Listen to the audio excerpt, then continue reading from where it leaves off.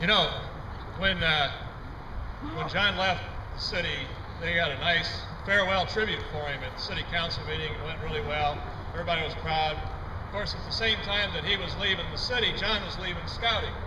But we never gave him a proper farewell. We just, it doesn't happen in scouting. People just kind of come and go. And even though John put in 20, 30 years in scouting, some people thought it was his first job. We just said goodbye, probably one or two of us, and that was it. John went off with Barbara in retirement. So this is a nice chance for us to kind of say thank you again to John for all the hard work, all the leadership he gave us, all the many years of really being there for scouting in so many ways.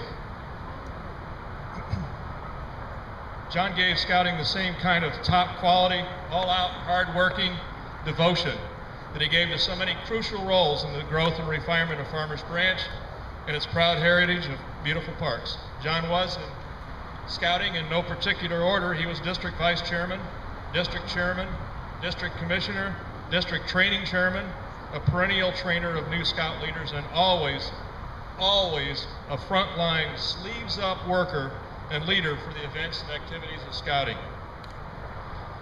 John was always a serious guy, but he also has this terrific sense of humor. It would always shine through. For several years, the outdoor training program for Scoutmasters would go all day, outside, strenuous, one of the Boy Scout camps. Those people, 40, 60 adults, by the end of the afternoon, they'd be affected by a little attention deficit. Thanks to John, just when the Scoutmasters had gotten to that point, a fellow named Johnny Scott would come along.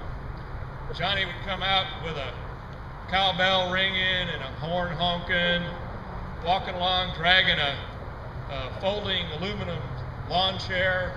He was ready to go hiking. He had his backpack on, and Johnny's backpack would be full of stuff that was really useful, you know, that high and greater.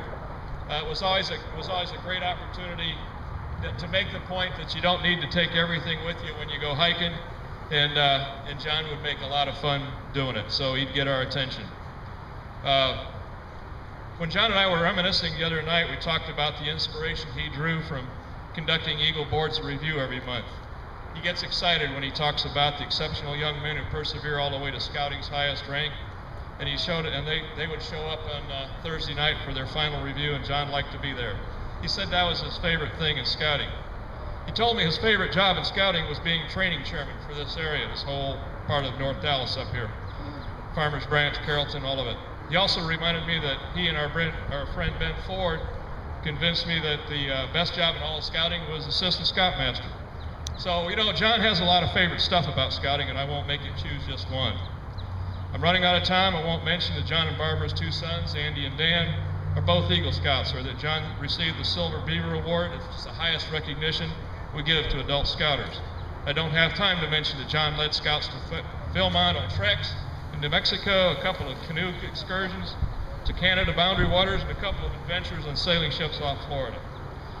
John, I do have time to present to you what I think is the most fitting token of the esteem scouting still has for our friend John Burke. Circle 10 Council asked me to present to you a special gift, and this is a John Burke kind of gift. This is a gift for somebody else, really. This is a camper ship for some deserving young boy who will enjoy a full week at Circle 10 Council Summer Camp, thanks to John Burke, and it's a tribute to you, John. And hopefully you'll be hearing from some young man every year to get that. Stay here, I've got some more swag for you, John.